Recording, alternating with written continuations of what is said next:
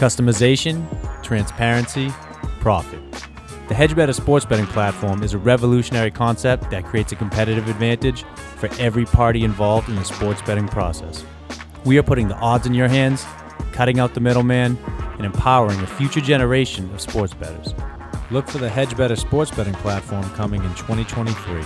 In the meantime, visit us at www.hedgebetter.com, follow us on Instagram at HedgeBetter, and subscribe to the HedgeBetter YouTube channel. Episode 95. Bang. Bang. Getting there.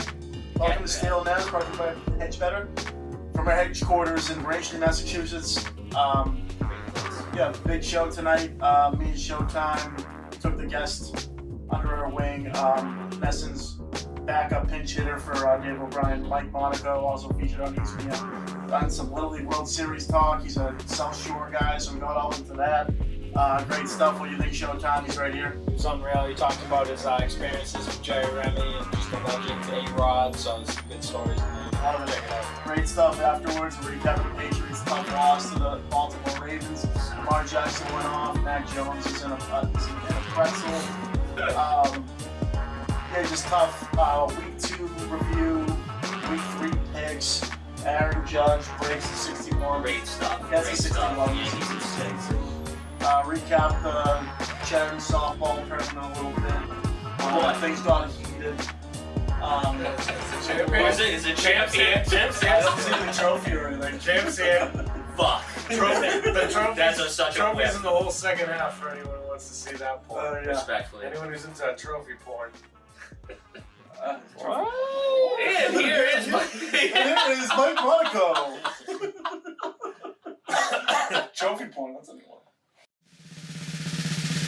We're now joined by play-by-play announcer for ESPN, pinch hitter for Ness, whatever you want to call it, Mike Monaco, Cohasset native. We love having the South Shore guys out here. I know you're out of Chicago right now. You're living in Chicago. So how's it going out there? What's your week like in terms of schedule-wise? And, with baseball season winding down, I know you all do the whole 9 yards when it comes to sports, but how's everything going, man? Yeah, first of all, great to be with you guys. Thanks for the invite. Looking forward to chopping it up with you. Everything's good out here. Live in Chicago now. I'm kind of in the middle of my week, which right now, any week could be different for what I do. But last weekend I had football. This weekend I'm on Red Sox duty. So last weekend I was in Tallahassee for Boston College football at Florida State. So down in Florida. We had a game there Saturday night, came back on Sunday. And then this weekend, I'll do Red Sox up in Toronto against the Blue Jays Friday and Saturday, filling in for Dave O'Brien. So tomorrow I'll go to Toronto and then I'll come back on Sunday. In a busy time, like you get sports overlapping at this time of the year. We got basketball that's not far away, NHL getting started next month. So I'll be bouncing around from sport to sport, but it's a ton of fun. Wow, that sounds insane. That must be a lot of traveling doing all that. Second thing off the bat, I got to say, you do have a voice for radio. Jesus Christ. We'll take it, man. We'll take it. So some people, I get chirped by people on Twitter. They don't like the voice, you hear it all. So hey, you're being authentic. So. I feel like you get a lot of positives and negatives. Like, you're always going to get haters, but I feel like people, at least in the Red Sox community, typically enjoy when you fill in. And I'm definitely one of those guys. So kudos to you. I wanted to also bring up BC got blown out to Florida State. I saw them play Maine the week before. I did a little freelance coverage there, but BC, it does not look good this year. But that still must have been good to go down to Tallahassee, get a nice, good college football atmosphere early on in September, huh? Yeah, it was a lot of fun. They had it sold out. There were 80,000 people there. Florida State is just big time college football. That's what college football should be like. And BC's, unfortunately they're on some tough times right now. A lot of that's just because of injuries, especially on their offensive line. So if you don't have, a consistent and experienced offensive line, it hurts your whole offense. So I think they'll get there though. And Jeff Hafley's super impressive as a coach. He's really good coach. He's already done great things, and he's got bright days ahead for that program. But even that they Maine had a game tough one on Saturday. Even that Maine game I saw, they're off the quarterback had no time. The offensive line just clearly too young and injured. So yeah, that's just another thing in the BC football world. I just kind of wanted to spin it back. So your Cohasset guy, spin the roots. I know you went to Notre Dame, so you kind of know what the college football atmosphere is all about. What kind of got you into the broadcasting gig? We all love sports. We all love talking about sports, and I'm sure playing growing up. But how do you get in that avenue of being a play-by-play guy, wanting to do more than just journalism covering the team, but talking, whether it's a telecast or a radio cast too? Yeah, so I kind of stumbled into it. Actually, once I got to college, I didn't really start doing it till sophomore year of college. Um, so I mean, I'm sure I was like you guys growing up, like just loved sports, played everything, whatever sport was in season, just loved it. All the Boston sports teams. Played 3 sports into high school, was not good at any of them, so knew I wasn't gonna play much longer than that. But knew I wanted to work in sports in some way. So went to college and thought I wanted to work to be maybe someday in a baseball front office and be the next Theo Epstein and try to do that. So went to college thinking I was going to be an econ major and, go the front office route or whatever. Oh, wow. But stumbled into the student newspaper at Notre Dame. And then from there, got latched on doing student radio stuff. What you were just saying, Naz, and did a sports talk radio show, and that led into broadcasting different sporting events for the athletic department. They were starting to stream events at Notre Dame. Now we have ESPN3 and Watch ESPN. When we started doing it there, we didn't even have that. It was just on the school's website, and it would just be a simple webcam type of thing. So that was my first experience doing a Notre Dame women's soccer game against Duke. And I was terrible. But I loved it. It was the feel of being at a live sporting event and, kind of as close to playing a game as you can get or coaching a game without, being on the team. So I loved the live energy of it. And it just kind of run with it ever since. So when you said you were awful, then who'd you look up to kind of influence yourself behind or kind of steal tips from to get better? Or where would you practice on?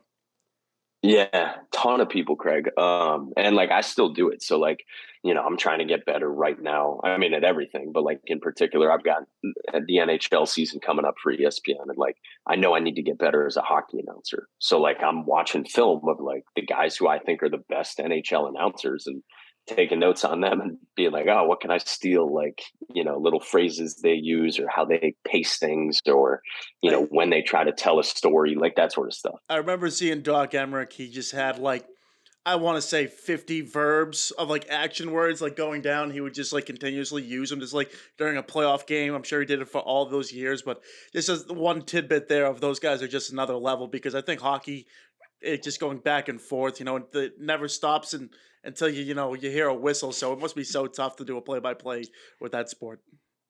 Yeah, hockey for me is the hardest sport because of exactly what you just said. It goes so fast, and in basketball, there's time to know who subs into a game, and there's only 5 guys on the court. Yeah. You're sitting courtside when you broadcast basketball or baseball. You can look down at your scorebook and be oh, the 7th spot in the order is coming up. Here's Reese McGuire, you don't need to on the fly be able to know, oh, shoot, that's McGuire. Oh, and he just scored a goal. And meanwhile, when you're calling hockey, you're in the nosebleeds or even higher, trying to see something that's so far away. Yeah. So hockey's really hard. Yeah. I would say, before you know it, the puck's already dropping, when you're already announcing the goal. It's so cool. Exactly. Yeah. You're if you look down and try to tell a story, or some note that you took on a player or some stat, the moment is long gone with hockey. So Craig, that's something I'm still doing always. But a lot of people that I've looked up to along the way, like Sean McDonough, who's a South Shore guy as well. Ian Eagle, Joe Buck. I mean, all the big names. And then, a little bit, younger than those guys, the next wave of great announcers like Jason Benetti, Adam Amin, Joe Davis, those guys, and so many more. And then everyone in the Boston market as well. So it's pretty cool. I loved Gary Streisky when he did the sideline. He was great for the Sox. I mean, I feel like I hear Jack Edwards now, just picturing hockey games. You know what I mean? Even when you're talking about the transitioning of speed, I feel like he does do a great job of being able to transverse through that. Yeah, he's awesome. And another tip from that is so what would you say one of your catchphrases would be right now? Do you have any like ones that you'd be recognized for right now, or? It's funny. I get asked that kind of a lot, and I don't have one, and maybe I should. So I'm open to suggestions from you guys or anyone else out there listening. We could definitely think of one. But yeah, I feel like it kind of evolves over time, and I think too, if you're doing a team every day, which I'm not, then maybe like you get known for kind of the same thing in the big moment or whatever. But yeah, I'm lacking on that front. Speaking of aspirations of wanting to do a team every day, you're the backup guy on the Red Sox, which I mean, growing up in Massachusetts, is probably a dream job of yours. Just tell me how that gig kind of came into light, backing up OB, who is a legend, is great at what he does, and you said you're getting in there this weekend to cover some more games. I don't know who they're playing this weekend, but yeah, just tell me how that kind of got in. I know you were an intern with Nesson, but how did that all turn out? Yeah, couldn't have said it any better. Like Obi, what a legend for what he's done locally, nationally as well, and he's been awesome to me even before I filled in for him. So I feel very lucky anytime I get to fill in for him when he's away on whatever other assignment. A lot of times it's college football. So at this time of the year, so like he'll be calling a college football game this weekend, and so I'll fill in for him Friday and Saturday for the Red Sox up in Toronto. And yeah, so it first started in 2019. I was working for the Red Sox AAA team, the Paw Sox, Oh, yep. Pawtucket Red Sox. Mhm. Yep. So I had done 3 years working there, and it was the end of our season in Pawtucket, and Dave was going to be doing his first season of college football for ESPN. So they needed, coverage, fill-in guys for the weekends he was going to miss. So that was the first time I got to fill in. You got your own September Yes, call-up? exactly. So in 2019, they called in the soft throwing lefty from the bullpen, There we go. who topped out at 72 on Cohasset's JV Let's team go. sophomore year. Yeah. They called him in from the pen, and I got to work with Jerry, God bless him, and Eck in a 3-man booth. Yeah, That was on the short list of coolest days of my life. So, like, on that first day, I know there's so much preparation that goes in the broadcast, and you're like, how do I keep up with these guys? Obviously, rest in peace, Jerry Remy, legend at what he did, great player himself. Eck is one of the best color commentary guys around. Yeah, just tell me your feels going in there and your preparation of, like, I gotta not match them because, I mean, Rome wasn't built in a day. That's not going to happen. But how am I going to at least, make a play for myself?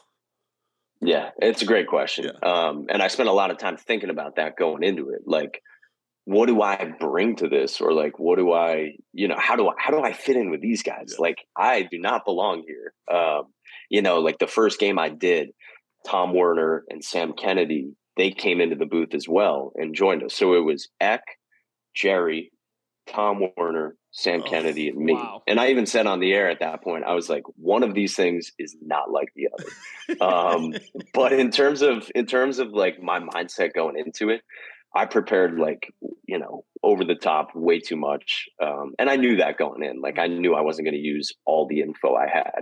They were playing against the Orioles, and I had like, I could tell you everything about the 40 players who were on the Orioles roster at that point in the season. And like, Red Sox fans don't really care about any of that information. So like I didn't end up using it. They'd rather but I would say yeah, exactly. Like, it just, and that's one of the differences between like a national broadcast, if I were doing that game for ESPN versus for Nesson on a local broadcast, like you just don't need to go into as much detail on the opposing team. But then the other thing was when I walked in there, Jerry said to me, like when I had never met him before. When I first met him, he was like, "Hey, you do your thing. Like Eck and I will work around you." And I was like, "Well, first of all, like that shouldn't make any sense. Like you guys are the legends. You do your thing." But he made me feel really comfortable. And then I tried to just like less is more. Like listen to what they're saying and like play off of what they're saying or ask them a follow-up question. Like, don't be so busy to just like go tell some stat or story that I had in my notes just because I had prepared for that. Like, no, like listen to what the 2 Hall of Famers have to say. Enjoy the moment. And that's what Red Sox fans want to hear. Like, they don't care about this kid who looks like he's 14, like coming into the booth who they have no idea who he is, like listen to the big dogs. That's so cool though that Jerry Remy just came up to you and said, "Do your thing." I would just think I'd be so much more comfortable, feeling that way, and I'm sure the intimidation factor might have kicked in at some point to that. But yeah, it's good to see someone like that who we all know is a great guy to come up to you and say stuff like that. Yeah, it was amazing. It was amazing. I was going to ask for one of my questions. How are you going to keep down your nerves too? Like all the preparation going into there, but then once you're finally in that moment. But I guess that kind of answers my question. Him like doing that moment with you. That's awesome. Yeah, well, and I still get nervous like before you hit go. Like it's a different level of nerves. Like maybe if it's a really big game for me now, like I'll be a little more nervous. But there's still like a little bit of that like anxiousness right before the light comes on or the producer counting in your ear counts you down. But yeah, he went a long way, honestly, with saying that to like make me feel comfortable. And Eck, he said very similar stuff to me leading up to the game too. And like he has, as you guys know, such an easygoing way about him that like that put me at ease too. Like he's just the way he is on the broadcast is the way he is before games too. Like he is just shooting the breeze. Like he's, so passionate about the game. He's telling funny stories. He's making me laugh my ass off. So like that just, not afraid to rip on players. I would have loved if that night, like another fan threw a piece of pizza at another person in the grandstands. Like that would have been the icing on the cake there. yeah. I mean, then we've had some funny stuff. I don't know if anything that gets to that level, that resurfaces, or some of the other year. classics through the years. Oh, yeah, it's so good for sure. And a little bit away from the Red Sox now. This is personally one of my favorite times of the year. And if it wasn't Carl Ravitch, it was you. The Little League World Series. I think you've been doing the past 2 seasons. Just that's like an all-time dream of mine going to Williamsport. Seems like it, everything was. How do you like prepare to talk about 12-year-olds and how great of an experience is it? I mean, we do gambling on the side here at this show. I'll speak myself. I had money on Team Japan. First time in over 30 years they lost in 2 games this year, so I'm a dunce for that. But yeah, your take on play by playing Little League and just that experience itself. Well, Nazz, first of all, I mean, that is smart money. Like Japan historically has been so successful, right? Like, and it was funny. So the Red Sox played actually in Williamsport. They played in the Little League Classic, they call it. So They were playing against the Orioles.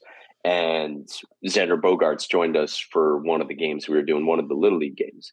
And he knew that same stat that you just said. He was like, he knew all this information about these Little League teams. It was incredible. And he was like, yeah, like no one saw Japan lose. And like first time in forever, they've gone 2-0. And I was like, dude, like you're in the middle of your season. And like all these stats about the Little League World Series. It was incredible. But a couple things. To answer your second question first, like it is so cool doing that. I was the same way as what you just described. Like, growing up when I was 9, 10, 11, 12, that is all I wanted to do was to make it to the Little League World Series and to get to Williamsport. And we lost. We won our district. We lost to the team that eventually won the Massachusetts state championship. Yeah. So I still don't like Dudley, Massachusetts for that. I wouldn't even mind being there if I was 15. I'd love having the Danny Almonte story. I mean, that kid's still a legend. He was 15. Yeah. And so, I always wanted to go there and to be there and call it is so cool. And as for how do you prepare for 12-year-olds? Yeah, it's a good question. Would they fill out these questionnaires that ESPN provides to all the teams? They're so funny. They're so funny. Yeah, we ask them all sorts of questions and you get these hilarious answers. And so that provides a lot of it.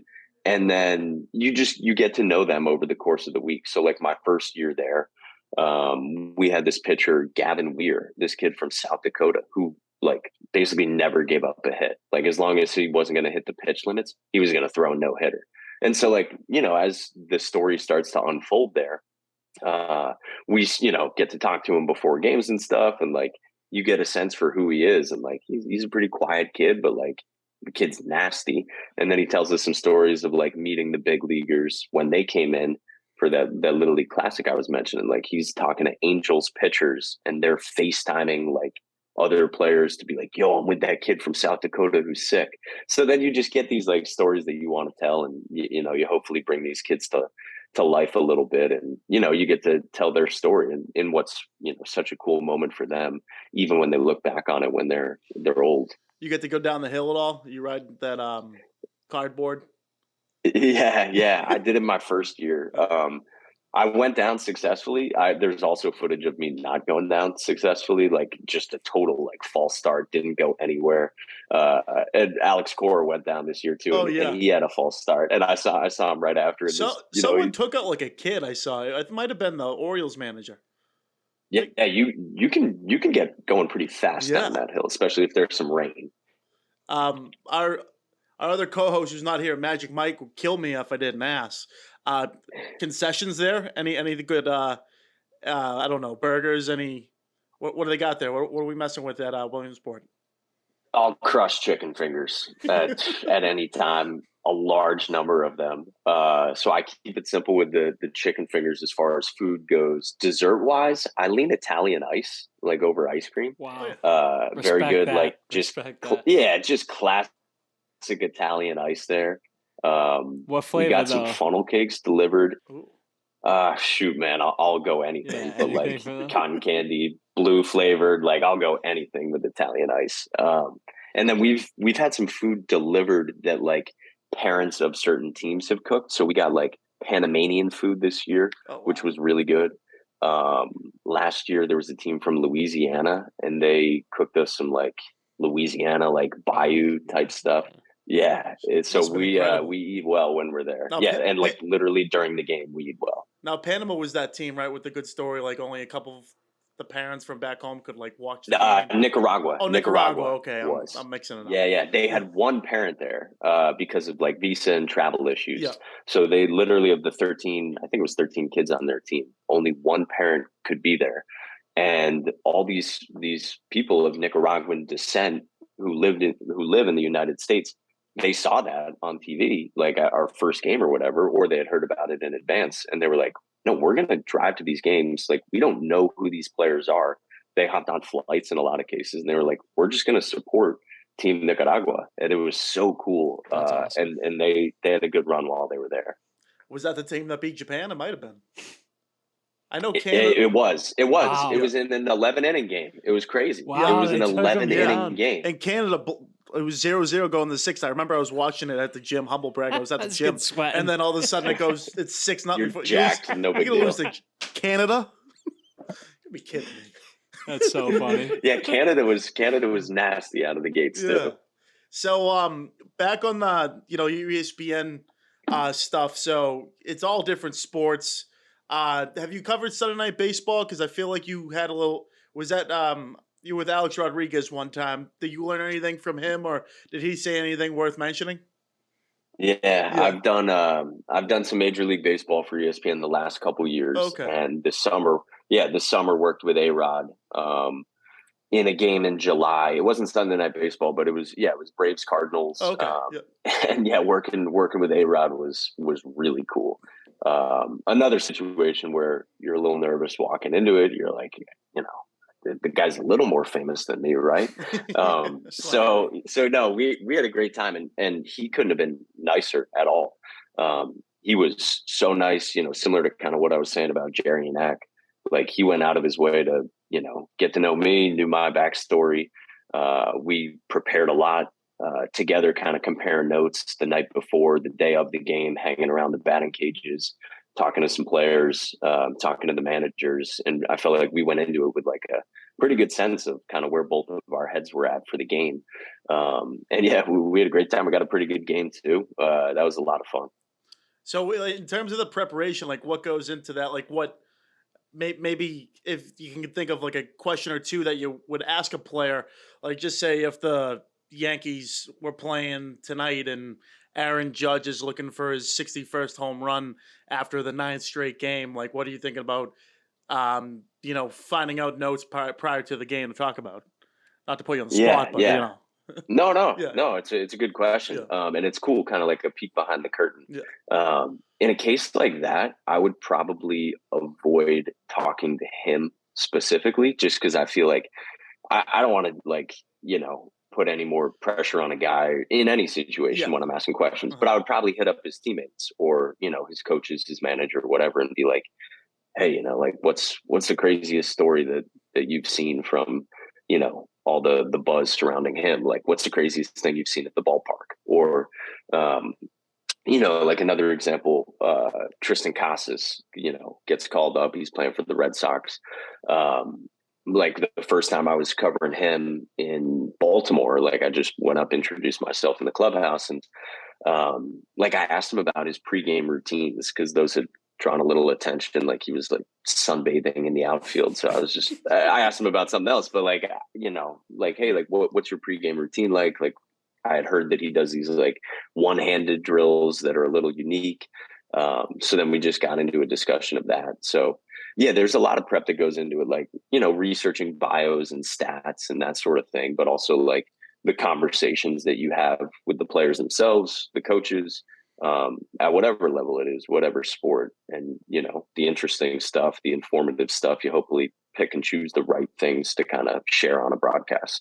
Right. Yeah, it makes sense. Yeah. Yeah, Yep. the break of preoccupation, like kind of like earn that person's trust, almost get like comfortable with them before you kind of get into the business level.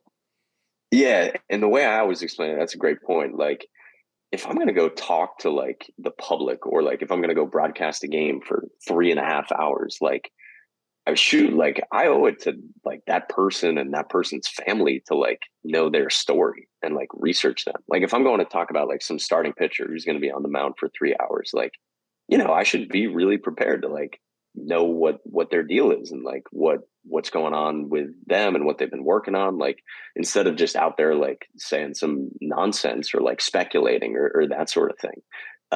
And like if think about doing like college games in particular, like if a player has the best game of his or her life, like you want to be prepared to like bring that person to life and like kind of tell their story, and maybe the adversity they've overcome and stuff. So like I feel a responsibility to be prepared for that. So that's a good segue into kind of what else I'm going to ask. So, you do all the sports, but, baseball guy or even just like game winners, if you get a bio on a guy, who's, dug through the tough times and hits a walk-off home run, we've all seen it, of the emphasis of, the play-by-play announcer going nuts. Does the passion come from what you know behind the player, or does the passion go from be like, all right, I better make this good? I think both. Yeah. Like, I think you have a sense for the moment, right? And like, if you're doing a game at Fenway where like we had a walk-off, I think it's probably the only walk-off for the Red Sox that I've called was last year. And they had like a bunch of dudes getting injured. It was early September. Verdugo hits a walk-off in the right field to beat Cleveland. And it was like they'd had a bunch of guys injured. A bunch of guys went on the COVID IL. And it was like all these random guys were now on the roster. And it was like, like you just got a sense like, hey, there is like a resilience to this team. And they found a way to win this game. And that to me was like what that moment was about. And so like part of that is like the storyline aspect of it, like to what you're saying. But then part of it's also just like the energy of Fenway. Like the crowd's going to like give you that energy and the celebration that the players have. And then, yeah, it's about like meeting the moment, and kind of what I was saying earlier, like it's as close as you get to like actually being in that dugout yourself, and like being on the Red Sox is like, all right, try to convey the emotion that they're feeling, or that, the biggest diehard fan, sitting at home watching the game is feeling. Like try to bring that energy into someone's living room. I'm sure too, like you mentioned Fenway Park. I'm sure you've covered whether it's collegiate baseball or, even just minor league baseball where there's not a lot of fans and, you have to bring your own energy. But, when Fenway Park comes around, that the energy brings itself. Yeah, it really does. And yeah, I've seen it, I've done minor league games where I literally look outside the booth and I can count the fans out there. And it's like, oh, we have 17 fans on this Tuesday night, in whatever league it is in the low levels of the minor leagues. So yeah, like, it's a little easier when there's a packed house and you have, 37,000 or whatever it is inside of Fenway, just going bananas, or like this weekend, 80,000 Florida State fans who are going absolutely nuts. That probably just speaks to the grind of like where you've gone in your career though, from, 17 people in the stands on a Tuesday night to a full 80,000 like house. I mean, that's gotta be humbling, huh? Yeah, Yeah. it totally is. Yeah. That's a really good way to put it. Yeah. Like sometimes I'll just sit there and look around and be like, man, like I am really lucky to be in this position, and like I don't take it lightly because I know I'm very lucky, and you need to get breaks along the way to be in a situation like that. And there's so many good announcers out there. So yeah, anytime you're in a cool historic place like that, and it's absolutely packed. And like I try to do it during the national anthem, just take a moment to like, you guys were saying it earlier, just to like kind of stop and slow down and be like, hey, like this is pretty awesome. And just take a moment of like reflection before a game starts. For sure. I'm not gonna lie, that's like my time when I reflect too. I literally like look around. I'm like, wow, this place is awesome. This place is great. Let's go, America. Yeah. And whatever game's about to play, I can run through a brick wall. Exactly. Like that's what we all grew up like, Exactly. whenever we were first drawn to sports, whatever team it was, whatever like favorite player it was, like so yeah, I'm the same way. Oh, I was at Love the that. Patriots game on Sunday. Went through the same way till about the fourth quarter when all that mumbo The jumbo went madness off. happened. One of my last questions here. So, the life of a play-by-play announcer, especially when you're working for different outlets, you're traveling. Like you said, you were in Tallahassee last week. Just give me a rundown of like your craziest week to like in terms of travel and just where your head was at of being like, okay, I need to know these notes for these players in the Blackhawks game, and then I also got to do a Red Sox game on Friday. By the way, going to be in Florida for another college football game on Saturday. Anything like that you can share with us where it was just crazy madness? AK, what's it like being the prime time of broadcasters? It's honestly like you almost like pulled out certain stories that have happened to me. Gosh, I should like make a list of like the craziest travel stories because I've had some crazy ones. Yeah, it wouldn't be well read, but maybe someday. I'm trying to think. All right, so some good travel stories. A couple years ago, I was supposed to do a Red Sox spring training game on a Sunday, and it was a Sunday 1:00 game. And I had it was like a 7 p.m. or an 8 p.m. college basketball game in Atlanta. And so I did the game, drove from Atlanta to Fort Myers, stopped in like Ocala, Florida, slept for 2 hours in like a motel or something, woke up, drove the rest of the way to Fort Myers. That was pretty intense. 8-hour drive, it sounds like. I think so, 6 or 8. Yeah. I forget. But yeah, something like that. Then I had one. This one was pretty crazy. So I was doing a college hockey game. So I was freelancing at the time. So I was working a lot for Big Ten Network, but I was also freelancing in some other places. So on Friday night, I had a hockey game in Minnesota, a college hockey game. And it was like a 7 p.m. start time. The next day, I had a college basketball game in Virginia at like Old Dominion. And there was a flight from Chicago to Norfolk, Virginia, which is where Old Dominion is, I think. And so I did the hockey game. I drove 6 hours to Chicago. I went to my apartment. I like dropped off my bag, went back to the airport, didn't sleep at all, hopped on a flight. It got delayed. I landed with an hour to go until the basketball game started, hopped in a cab, went to the arena, got to the arena like 45 minutes before the game started, called the basketball game in Virginia, went back to the airport and slept for like the next 2 days. I was covering that game. A pretty good one. I was covering that game. It's tough to know all the You know, players you in Old get- Dominion. Yeah.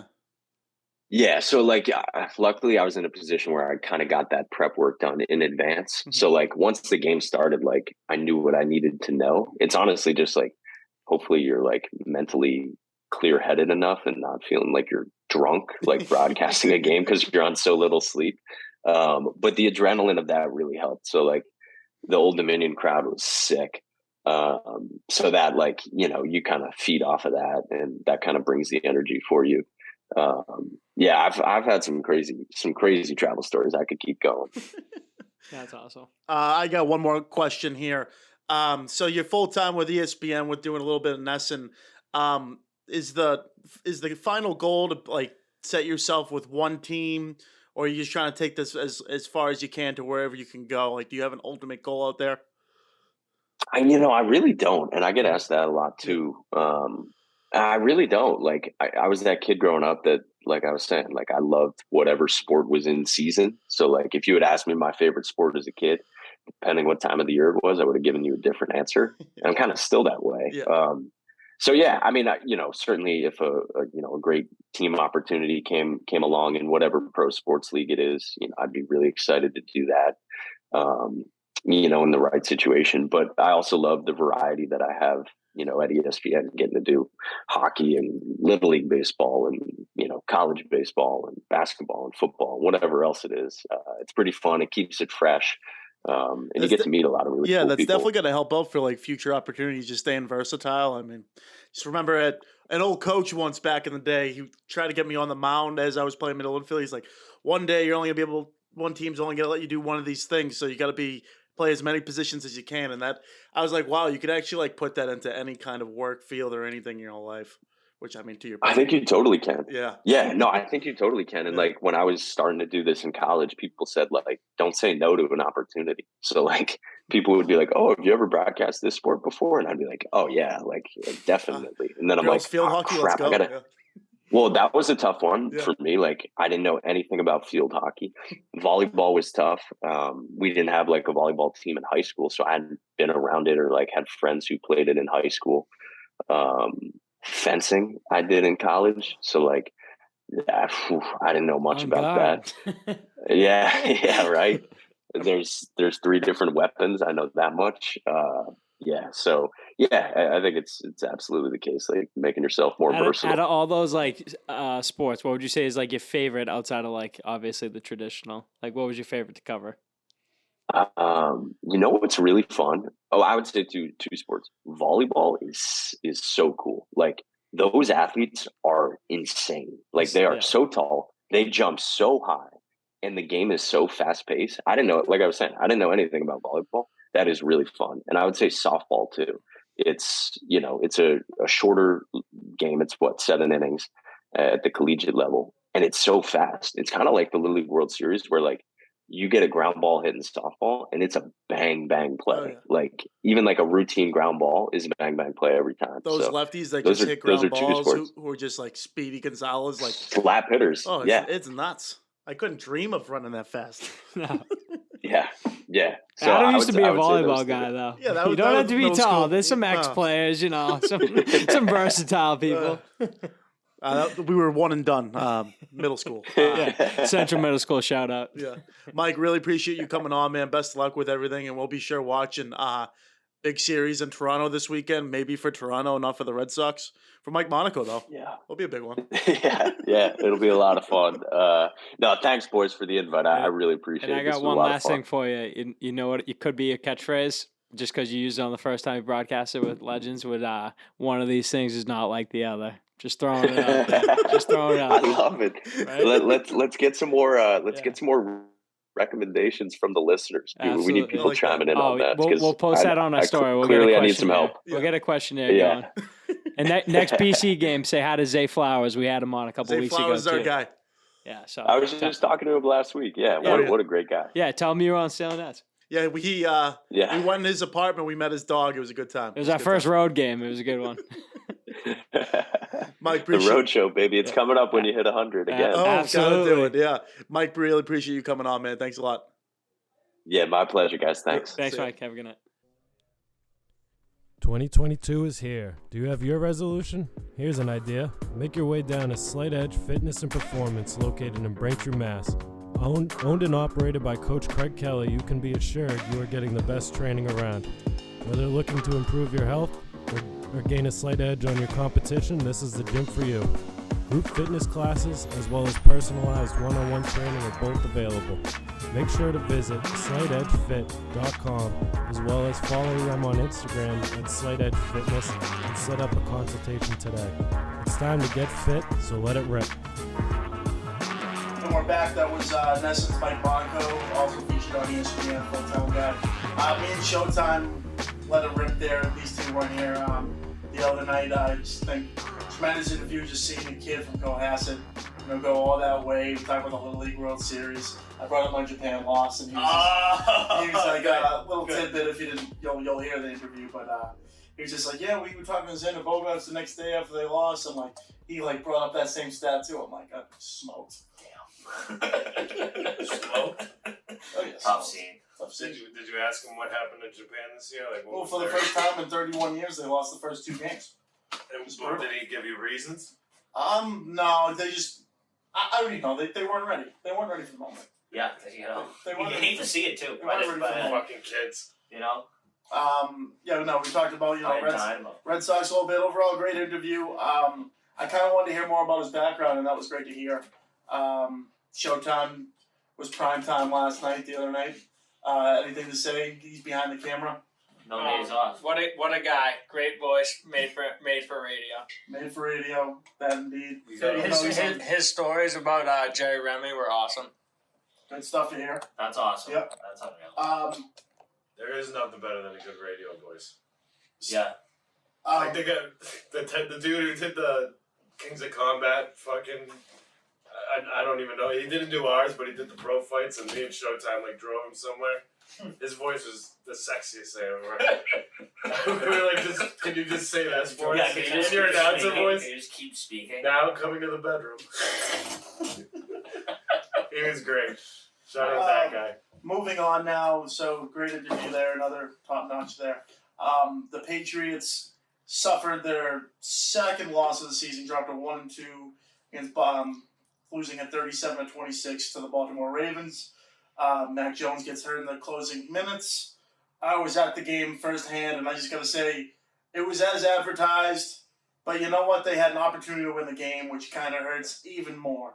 Because I think going into it, I think we all predicted last week Baltimore was going to win. Yeah. But they had plenty of opportunity there in that fourth quarter where, if they won the turnover battle, I think they win the game. At one point, they were winning the turnover battle, and then Mac Jones goes down, throws the pick, then another 50-50 ball to Devontae Parker, who actually had a great game. He did. But, threw an unexcusable pick in the end zone, and then he threw another one right before he got hurt. I mean, that was. Yeah, they're down 5. That second half was probably the worst half of Mac's career.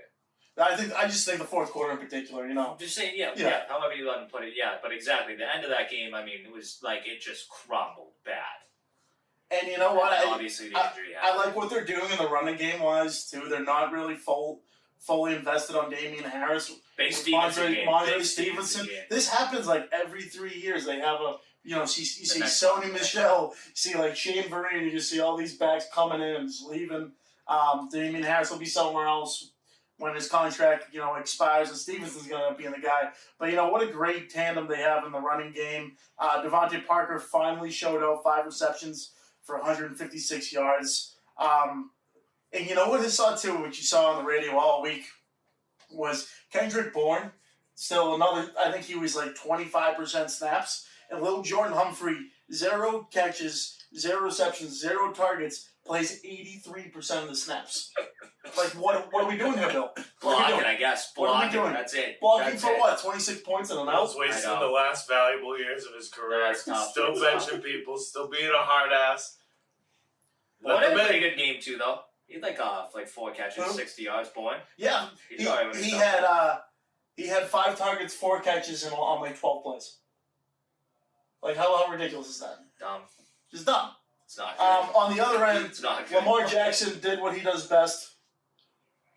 Get closer to the microphone. Top of the mic, yeah. Top of the mic. Top of the mic. Yeah, it's dynamic. That's our producer Showtime for you. Yeah, there we go.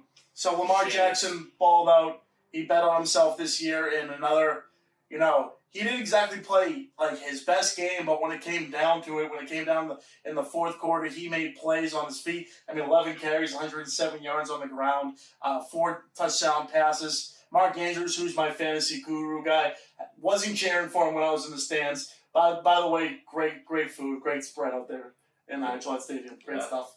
Were you in a box? Oh, in the box. We were repping. And we asked Mike Monaco about the concessions at Williamsport. Williamsport. Well, Yeah, that was big. It's yeah. worth a listen.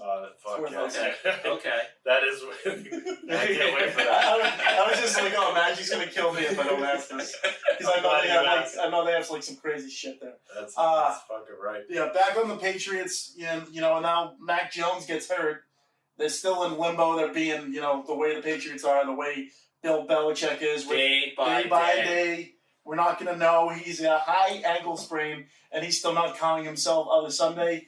Through the reports I heard, someone said on the team, told privately to a reporter saying, Mac Jones is tough as nails, but, he doesn't really know when he's coming back, but he wants to come back. And, I'll give respect where credit's due here. And Mac Jones, as bad as he's played, I think the first 3 games he's played pretty bad, in particular on Sunday. But, having, Brian Hoyer coming in against, a hungry Green Bay team who just beat Tampa Bay, who we're going into Lambeau. A.J. Dillon, Quadzilla. Oh, yeah, absolutely. Gonna be tough. Dude, I mean, it's gonna be a murder. I think after what Lamar just did to our defense, and our defense did get him a couple times too, but now we got Hoyer and Lambeau possibly.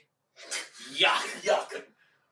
No, Could this be the end of Brian Hoyer's career? I mean, we thought that. I don't think so, because actually, Magic, we were at Mohegan Sun the time where the last time he played against the Chiefs during COVID. He had a pretty good game that game. No, he was horrible. Yeah, he was on himself. Did he almost win that game? We did, but he had 3 opportunities in the red zone and we got 0 points. Yeah.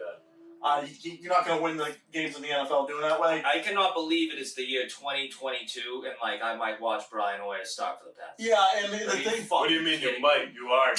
Back is not I know. We're gonna see it's ridiculous. I mean, what do we have? Unfortunate. The stats he's 0-13 in his last starts, 0-11. Something It's crazy. something it's double digits. I forget the probably exact. wasn't winning this game either. So.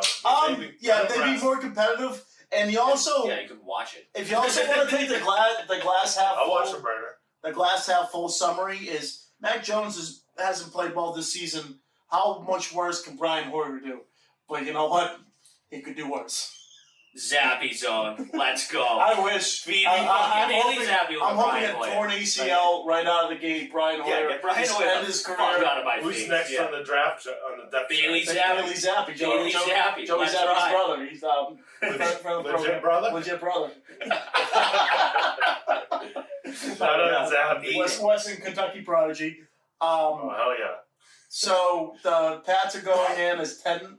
I think the number's at 9.5 right now. Underdogs. That's gotta be high. On the road against the Packers. Packers have not looked too promising offensively. Obviously, they have Aaron Rodgers, but they lost all their receivers. Yeah, Alan Lazard kind of highlights their receiving core. They barely beat the Bucs last week, who are a real depleted team offensively. Going on the road here, I think it's going to be close as a spread, but I'm taking the Packers by 14 points. I think it's going to be whatever that math is, 31. I think they could put up 17 points with the running game. Because I think they were talking about how bad Green Bay's run defense is, and if they can somehow come out and get a couple scores, even if it's just like a backdoor, to the 14. I'm thinking 31-17 Green Bay final. Quadzilla with a touchdown.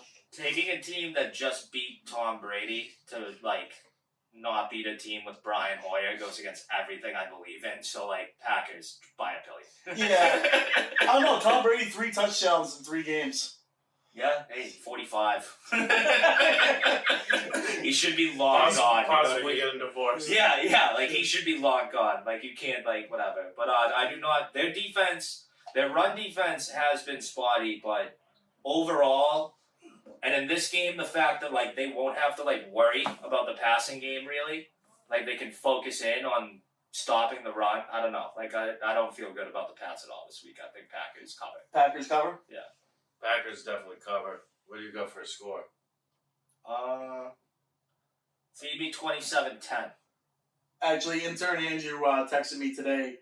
He's safe. He's down in Tampa, but he went out to Orlando because of Hurricane Ian, right? Yeah.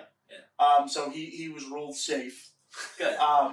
But It didn't work out for him. But he also said Packers by $1 billion, and he took the Bengals tonight. So, and the Steele curse took the Bengals tonight. So roll with the Dolphins. All whites, baby. All whites. Yeah, They look great. is that Win racist? or lose, Is that they racist look right now? amazing. No. Fuck off. White tiger. Those things look amazing. Yeah, it's a white tiger, man. Relax. Those things look incredible. My score for White Packers Bengals. is 24-7.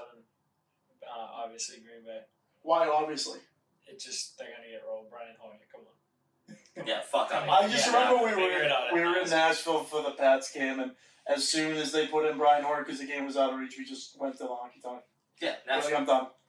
Yeah, absolutely. I'm supposedly going to the game next week against Detroit, and I kind of don't want to go now. Come on. Brian Hoyer? Zach. Hoyer can beat the Lions, I think. Lions are great. Lions are a good team. Lions are Fuck, great. you go to the Detroit game. It's literally on my birthday. So we gotta let it roll. Spend it on a better fucking thing. In a box, Actually, I'm yeah. hauling with you. It's gonna go bears. Naz is living that box life. Yeah, that's it, man. Box lunches all day. Box seats for Naz. So Those box. Yeah, So we sit with kinda- the plebs. we let it loose with the Patriots. Obviously, a horrible loss to the Ravens, and I think it's a consensus that they're just gonna get blown the fuck out against the Packers. My lock of the week's coming up here. How about the 9:30 game in London? Minnesota Vikings on the road. Hey people, if you're on a bender Saturday night going into Sunday, you got a 9:30 a.m. start with the Minnesota Vikings. They're not on the road. This is a neutral territory game. 2.5 points against the New Orleans Saints. New Orleans Saints are pretty depleted right now. I think who's out? Michael Thomas is out. Jarvis Landry's out. I think Jameis Winston's questionable. This is a team that not there. Kirk Cousins has a chance to win the NFC North this year. I said it from the beginning. And 2.5 point spread. Let it rip on the Minnesota Vikes. Magic. My pick is I need Devin. Devin's got something to say. We got Devin Clark in the room. All right, I just had a small little question. I was going to bring a small tear of a tangent in. That's fine. Oh, perfect. All right, so big question here. Hurricane football game. Any thoughts? Who are they playing? Well, it's Tampa Bay versus Kansas City. Oh, that- They're relocating it. They moved it to Where? Minneapolis. No, Why they- not New England? Did they not move it? They moved it to Minneapolis When was that though? today. That's the news. They're moving it to Minneapolis. I think it's bullshit. They should be playing in Foxborough. They could have had a homecoming Let it run ride, the yeah, ball yeah. for the boys. Put that at Gillette. Hey, little side. So the little update for today. Tom definitely boycotted that. He was like, I fucking hate New England. I want nothing to do with it. Yeah, I can't go back. I want nothing to do with New England. Do not even consider that as a place to put this. I would have bought ticket I know Yeah, everyone yeah. would have. That would have sold out. All of us desperate ex-lovers of his. No, I'm not. would be I'm rushing not an ex. I'm a Kurt. Great Yeah, breaking still news, right. Still great right, breaking yeah. news update from Devin there. Thank you. Just because That was thank you, Weatherman. Love Weatherman that. Devin Love Clark in that. the mix. Meteorologist. My lock of excuse the me, week. sir. Do you need My a lock of the week. You had to scroll down. I picked. We'll find I it. fire. I like that. Give me the Eagles versus Jags. What did we got on this? 6.5. The Jags have been looking pretty Jags good. look man. good. Jags look Jags. The return of Gardner Minshew against the Jags in Philly though. good. Which is tough though, because I That- fucking that- Trevor Lawrence. I want him to I don't suck love. so bad. I won that game, but maybe give me the Jags. Give me I the think Jags. I was like, give me the Give me Jags. the Jags. Gardner. I'm Jags. riding with Gardner. Since we're already on the topic, I think they were the most impressive team last week. I thought, no doubt, no question, the Chargers were going to absolutely whoop their ass, and it was just the polar opposite.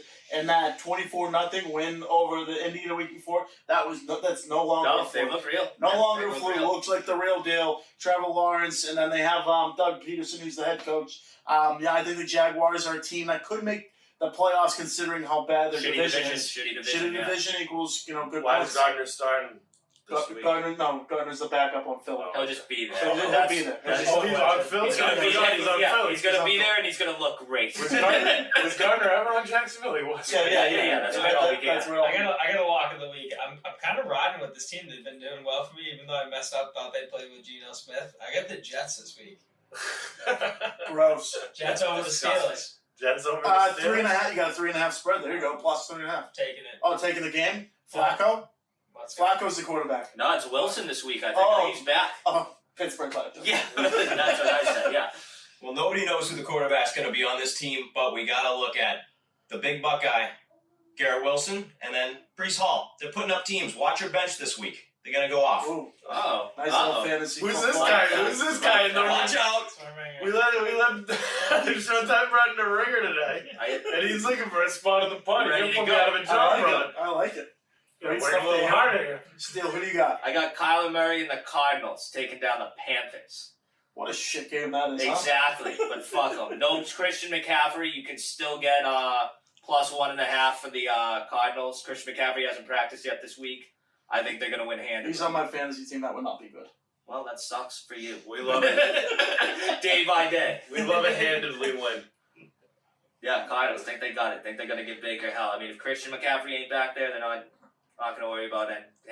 What team's looking like the best in the league right now as of You know what? The Who's team play impressed you tonight the has been unbelievable their first 3 games. The Miami Dolphins. Tua Tagovailoa has, he's got MVP votes in 3 games. I mean, don't get me started with 3 week MVPs when there's 14 more weeks this season. But so far they've looked good.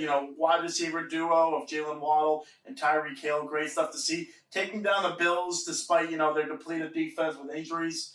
Took it to the pass the first week, come back against Baltimore. The only 2 remaining undefeated teams, technically, are them and the Eagles. And the Eagles are another team that looks good.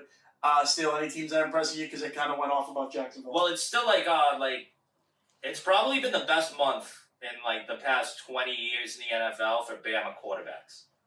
Mac Jones, Tua and Jalen Hurts are running the show right now. Yeah, which is crazy. And Mac Jones had a good year last season. You know what I mean? Exactly. And I mean that's been a stigma of Bama. That's been the thing. Everyone else is good. The quarterback sucks. But I think those teams look great. Who's looking like a fraud? I'll go right away. I was big on this team going into the season. Their offense they're actually 2-1, but their offense just hasn't moved the ball at all. So maybe they'll get things going. But Russell Wilson, man, you see that sandwich? They're frauds. The other day? That was the creepiest commercial I've ever seen. That was one of the creepiest shits I've ever seen. Dangerous. This guy's fucking weird. That was a serial killer. That was scary shit, man. Did you see PFT's blog? He's just like Russell Wilson, the serial killer, and he just blended in the guy playing Jeffrey Dahmer and his face. Can we get into that show at all? I definitely. No one rocking that yet? I finished it. I'm done. I'm about halfway through right now. It was great stuff. It's intense stuff. Didn't know Jeffrey Dahmer was gay. Oh yeah, he loved that. That was a thing. He loved that cock. He loved it. He did. He loved cock and killing and eating. He liked eating ass. And then fucking killing that ass. Great show though. Yeah, that guy who's playing it was great.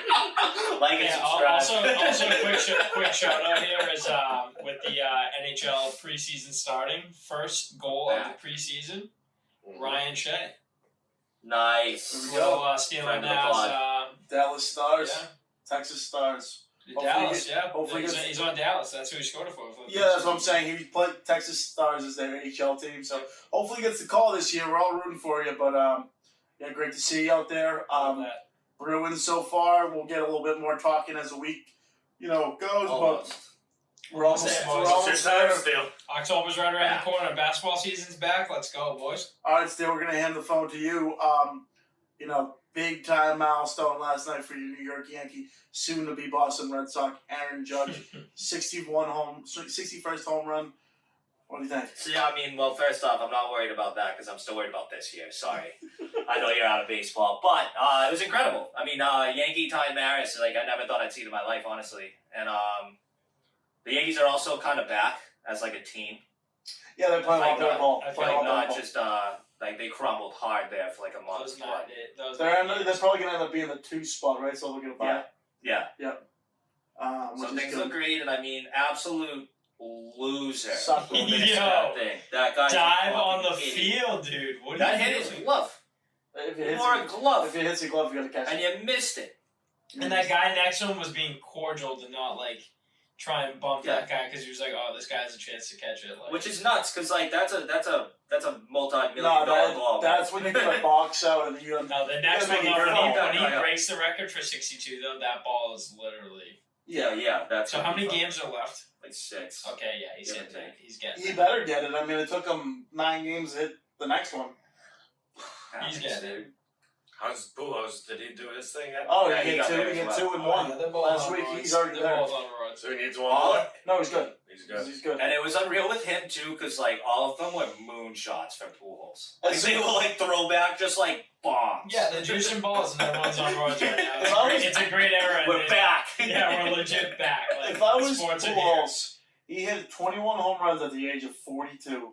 After that 21st home run to get to 700, I'd be like, all right, give me a coach clipboard. I'm fucking done. Yeah, just put the cleats in the locker and be I'm out of here. Yeah. Dude. Well, they make the playoffs. Just sit on the bench and give guys some guidance, but you don't need to play. No, you don't need to play. Big Poppy was fucking swinging down till his fucking dying day, dude. Yeah, Big Poppy still had it though, man. Big Poppy still has it. I feel probably. Like he can still play. He could have played till he was 45. Post shooting. Post shooting. Yeah. Very happy. I love post shooting. Yeah. I was so happy when that guy fucked off. Yeah, You guys forgot he's a kingpin? I forgot about it. Yeah, he was shot. Yeah. He needed that for the street cred. Oh. Yankees in Yeah, 6. Yankees in I 6 see in him the in World the club Series. sometimes. You should see the Cubans this guy rocks. It's fucking absolute. Houston's gonna embarrass a team like they do every single season. One day, Justin Verlander will fuck off. It's not yet, though. No, It's The not Mets, yet. the Mets are taking the World Series this year. I'm calling it. Wrong. God doesn't want that to happen. No, God wants it. He told me. With those shades. I saw him today. I saw him today. We don't need to talk about it, but God told me the Nets are winning the The World Dodgers, Series. Braves gonna eat that It's ass. a damn shame Showtime's not on camera because his fit is Incredible stuff. insane. Electric. You'll see it one An day. insane fit. Gonna be out of the You'll pay. see it one day. Gonna be Yeah, hell I of a might, story. I might be in the peg. Do we have anything else, guys? What's going on? Oh, well, I mean, we're going to not talk about the elephant in the room? What's the elephant? You? All I see is a trophy. There's a Oh, trophy you here. stole your trophy from the team that you were a cheerleader for? Yeah, I heard you were being a real scum. Yeah. It was a real scumbag. Cheerleaders get rings.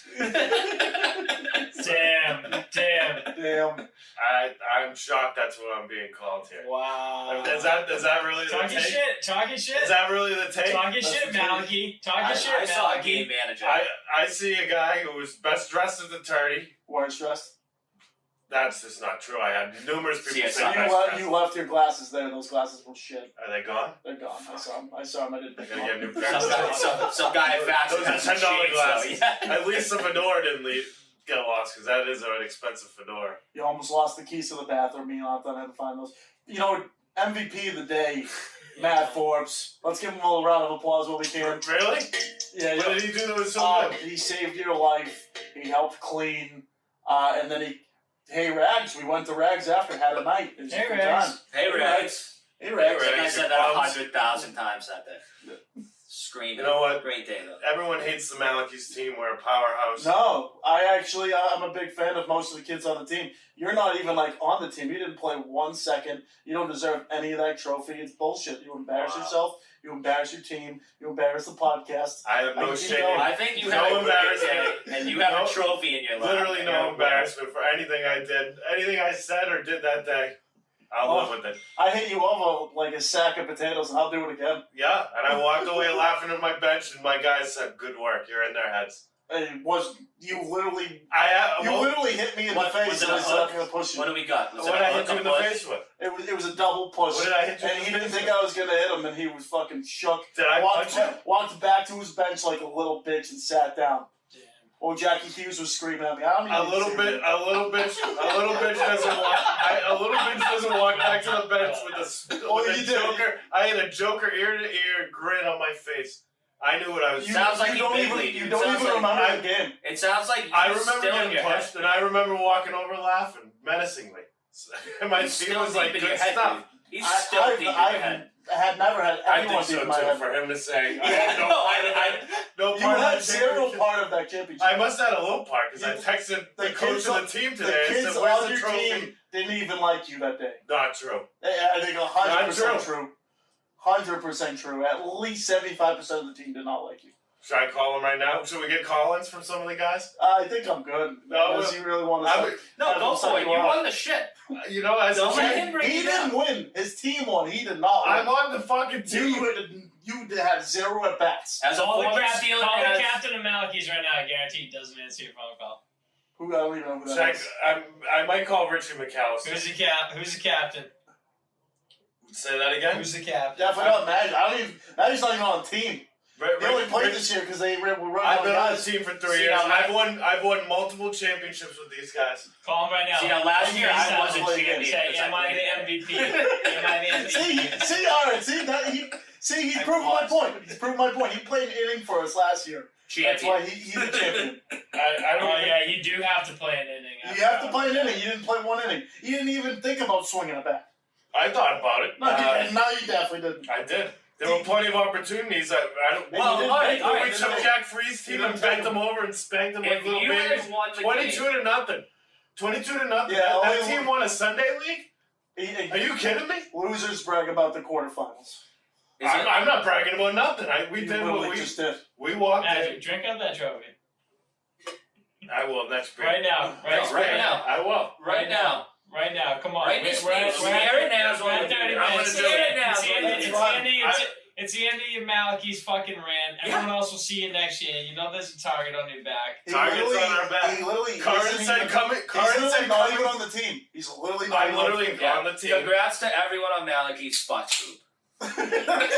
Fair. To all my Malachi's guys, listen to this right now. Coop played well. I'm sure he did. And Naz, by the way, that push was the weakest shit I've heard. That was ridiculous. You literally fell on your He pushed backside. like a girl. You were dead. You Love literally I- shook. You It's walked a back charity to the charity. wall. What are you pushing me for? If I'm such Because a you were dog? being, you embarrassed yourself. You embarrassed the Who did I- podcast. You embarrassed the team. Yeah, You embarrassed everyone. Who was embarrassed? Dumping beers on people in Baltimore. Everyone. Charity Yeah.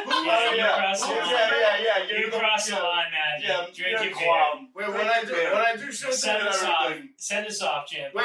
What did I do? You're Yeah, sending us I off. heard he poured a beer on someone that. I poured a beer on Curran's face because he that's fucking made a what terrible. on. He made a You terrible should- running you play should- that you lost should his be- team the game. You And should you have been literally thrown didn't up. play an inning. You should have been You're thrown literally up. the worst person there. Send us off. Send us off. Drink What out are of you a gonna fucking say? cup. I'm gonna drink this. Fuck Team Naz. I rescind my apology to Still Team Naz. deep in the head. Let's It's not in my Deep in head. the head. I'm not on the team. You're literally shouldn't be still talking, talking you should about be my drinking. push. Literally still talking about the push because you were fucking on your ass.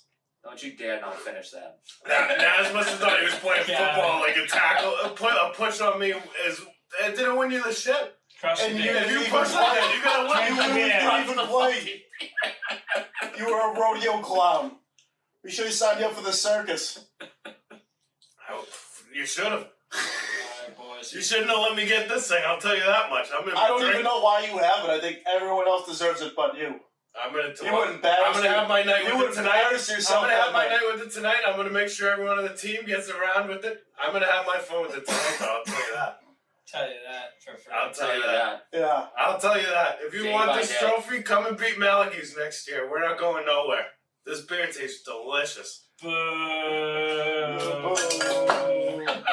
See, I poured a beer on him this time.